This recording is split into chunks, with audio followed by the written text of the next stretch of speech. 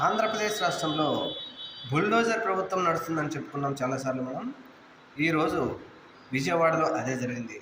Satavahana college ప్రిన్సిపల్ని ఇంతకుముందు ఒక MLC kidnap చేశాడు. ఈ వ్యవహారం ముదిరింది. ఈరోజు శాతవాహన కాలేజీని బుల్డోజర్లతో వచ్చి ఆ భవనాన్ని పడగొట్టారు టీడీపీకి సంబంధించిన కొంతమంది. ఎంత ఘోరం అంటే బుల్డోజర్లతో వచ్చి పడగొట్టిన వీళ్ళు అక్కడ బోర్డులు బద్దాయి. కొత్తగా ఇంకొక వ్యక్తి తెరపైకి వచ్చాడు, బోయపాటి శ్రీనివాస్ అనే వ్యక్తి.